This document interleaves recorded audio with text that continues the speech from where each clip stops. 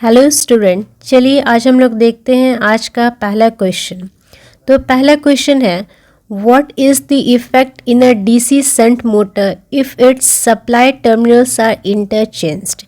ठीक है, तो डीसी शंट मोटर क्या होता है कि डीसी मतलब हम जानते हैं कि मोटर को हम लोग कौन सा सप्लाई देंगे, डीसी सप्लाई।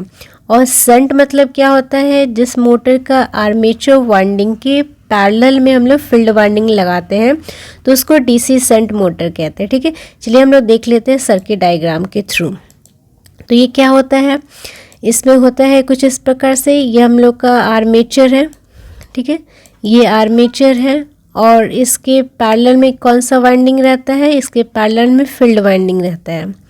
ठीक है, इसलिए इसको शंट बोलते हैं और इसको हम लोग सप्लाई करते हैं डीसी का। डीसी मतलब पॉजिटिव और नेगेटिव, यानी कि बैटरी का सप्लाई करते हैं। तो यहाँ पे क्या होता है, ये हमारा प्लस है और ये हमारा माइनस है।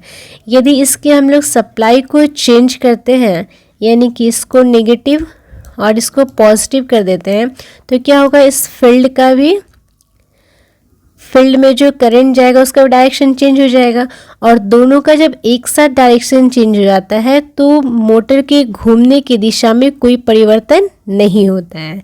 ठीक है, तो इसका सही आंसर क्या हो जाएगा, option number C, runs in the same direction. यदि दोनों फील्ड, यदि डायरेक्शन हम लोग इंटरचेंज करते हैं सप्लाई का, तो उसके घूमने की दिशा में कोई परिवर्तन नहीं होता है। चलिए देखते हैं नेक्स्ट क्वेश्चन। नेक्स्ट क्वेश्चन है, what is the speed if field winding of a DC shunt motor is in open circuit. यदि डीसी शंट मोटर, जैसा कि मैंने लास्ट क्वेश्चन में डायग्राम से दिखाया था, यदि उसका शंट वाइंडिंग जो है, शंट फील्ड, यदि तार ओपन रह जाता है, ठीक है, तार ओपन है यानी कि क्या हो जाएगा, उसका रेजिस्टेंस बहुत ज़्यादा होगा। और रेजिस्टेंस यदि ज़्यादा होगा तो करंट का वैल्यू कम होगा, यानी कि फ्लक्स उसको कम मिलेगा। और फ्लक्स कम मिलेगा तो मोटर का स्पीड ज़्यादा हो जाएगा, क्योंकि हम लोग को मोटर का फॉर्मूला पता है। मोटर के स्पीड का जो फॉर्मूला होता है वो क्या होता है कि फ्लक्स के विलोमानुपात होता है, उल्टा होता है, R equal to back EMF by flux. ठीक है, तो यदि करंट कम होगा तो फ्लक्स कम होगा, और फ्लक्स यदि कम होता है तो स्पीड क्या हो जाएगा, बहुत ज़्यादा हो जाएगा, क्योंकि ये दोनों क्या है, इनवर्सली प्रोपोर्शनल, यानी कि उल्टा है। तो इसका सही आंसर क्या हो जाएगा, option number D, runs in very high speed. चलिए देखते हैं नेक्स्ट क्वेश्चन। नेक्स्ट क्वेश्चन है, what is the reason for reduction in speed of DC shunt motor from no load to full load. ठीक है, यदि मोटर को हम लोग फुल लोड देंगे तो वो करंट ज़्यादा लेगा, यदि करंट वो ज़्यादा लेगा तो फ्लक्स भी ज़्यादा बनेगा, और फ्लक्स ज़्यादा यदि बनता है तो स्पीड क्या हो जाएगा, कम हो जाएगा। जैसे कि हम लोगों ने लास्ट क्वेश्चन में देखा था फ्लक्स और स्पीड के बीच का रिलेशन। तो इसका सही आंसर क्या हो जाएगा,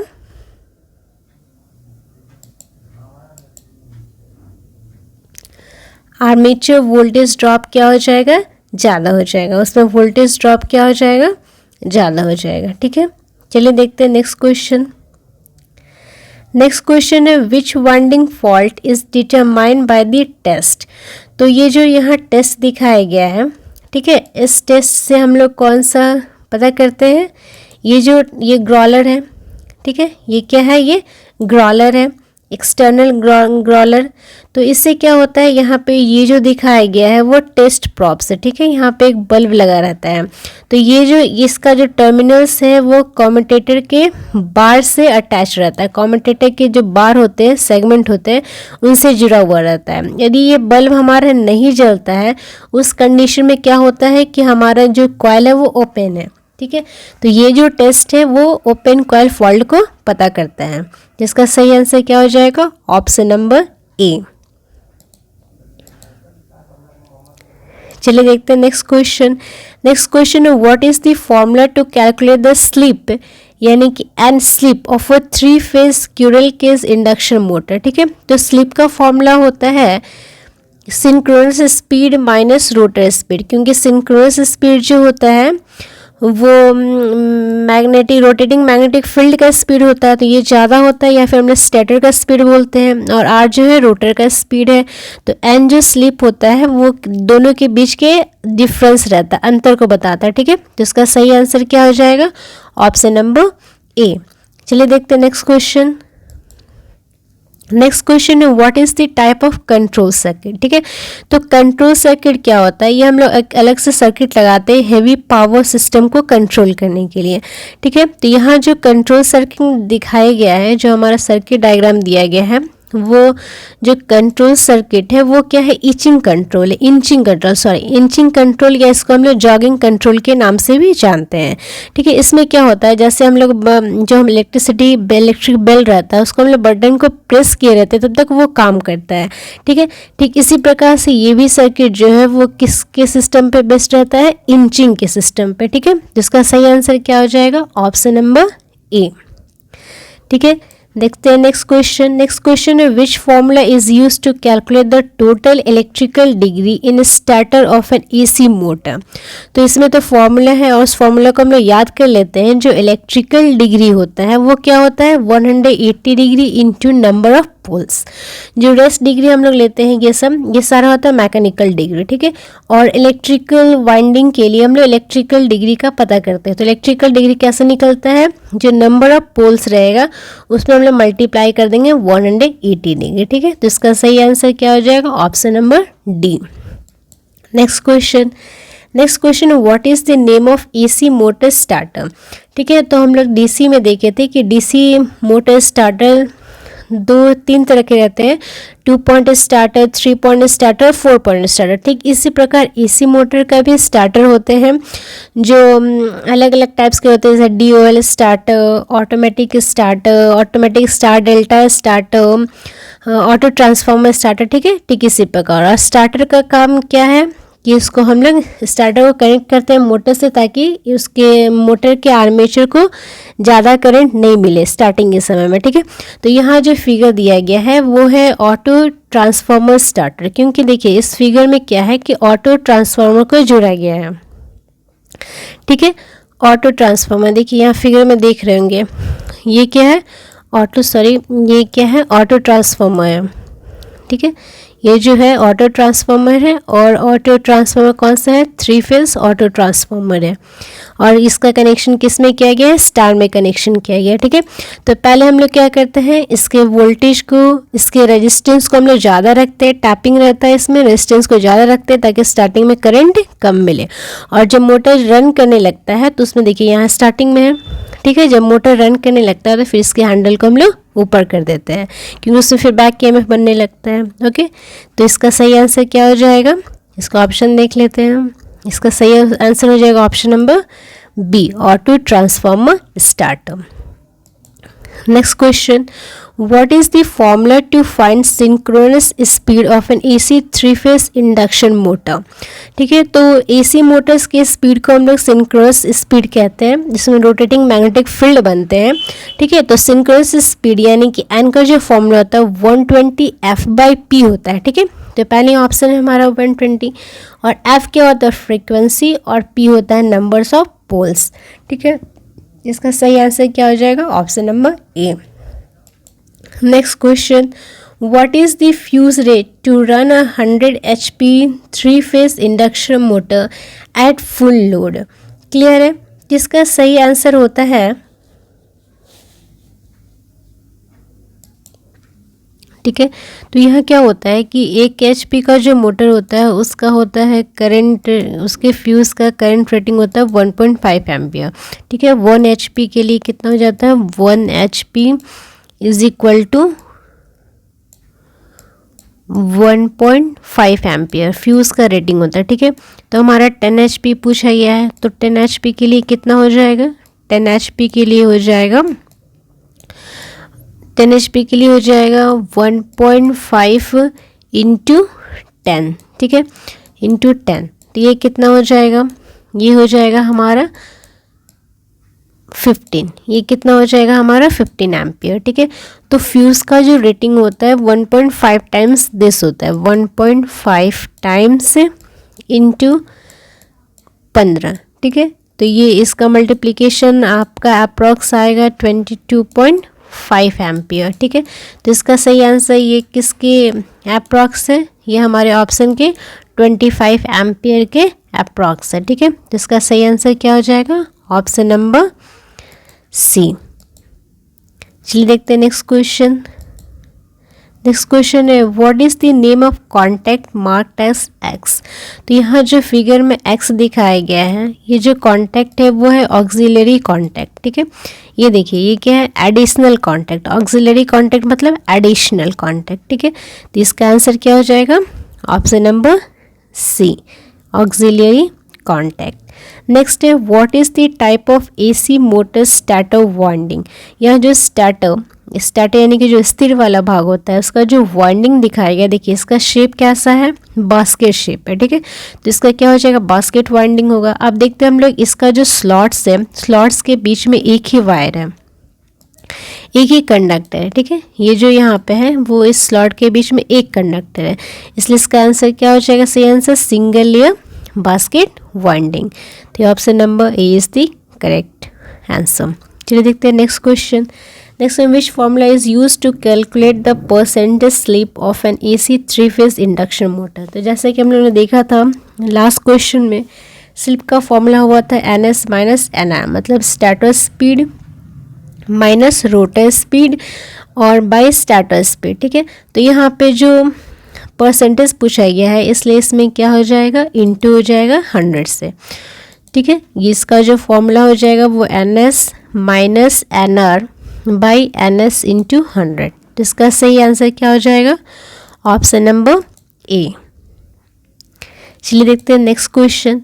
next question which operation the control system is used.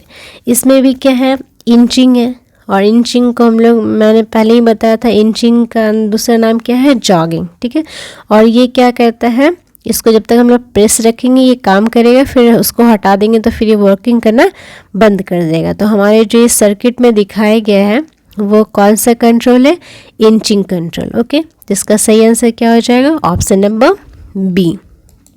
Next question है what is the phase displacement between windings in 3-phase motor. तो 3-phase मोटर्स में क्या होता है, 3 वाइंडिंग होते हैं।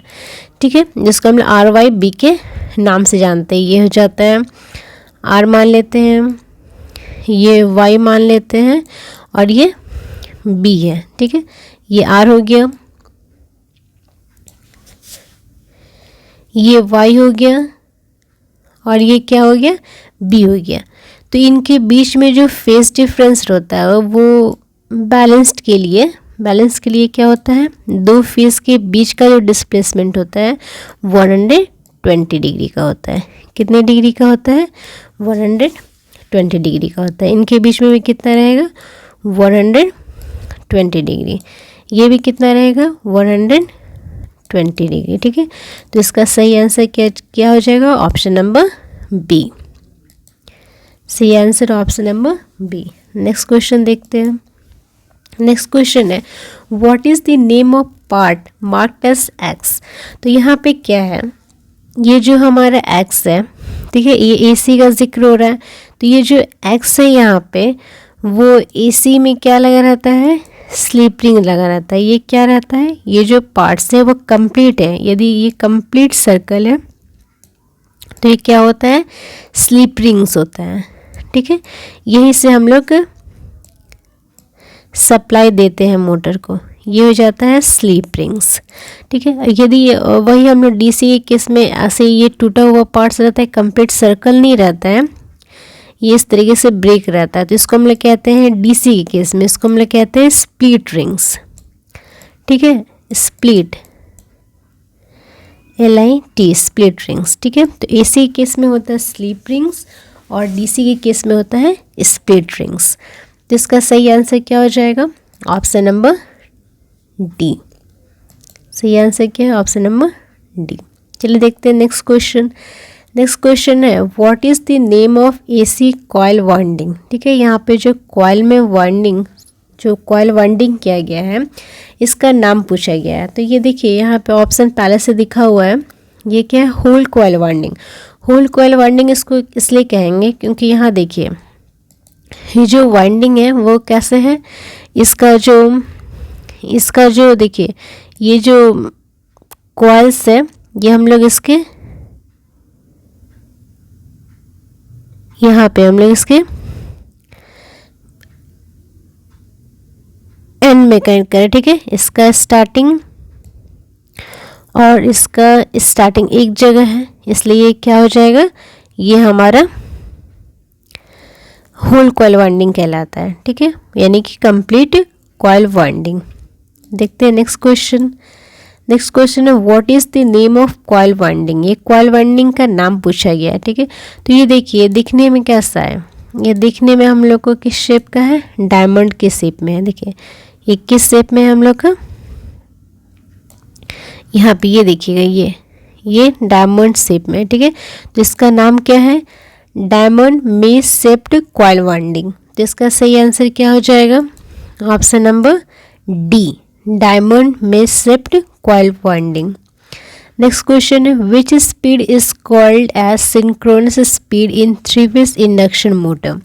तो जो सिंक्रोनस स्पीड होता है वो क्या होता है, रोटेटिंग मैग्नेटिक फील्ड के स्पीड को हम लोग कहते हैं सिंक्रोनस स्पीड, यानी रोटेटिंग मैग्नेटिक फील्ड को हम लोग शॉर्ट में RMF के नाम से भी जानते हैं।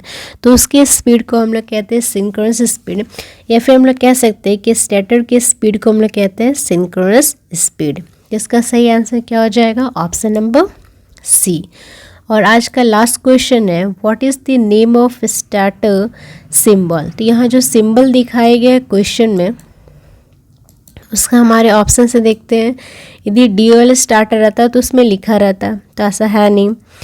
यदि स्टार डेल्टा रहता ऑटोमेटिक या सेमी ऑटोमेटिक तो उसमें स्टार या डेल्टा का सिंबल बने रहते, ठीक है। तो यहाँ पे क्या है, ये कौन सा है, ऑटो ट्रांसफॉर्मर स्टार्टर। ये किसका सिंबल है, option number B, auto transformer starter, ठीक है। इसका सही आंसर क्या हो जाएगा, ऑप्शन नंबर बी, ठीक है। तो आज इतना ही, फिर मिलते हैं नेक्स्ट क्लास में नेक्स्ट क्वेश्चन सीरीज़ के साथ।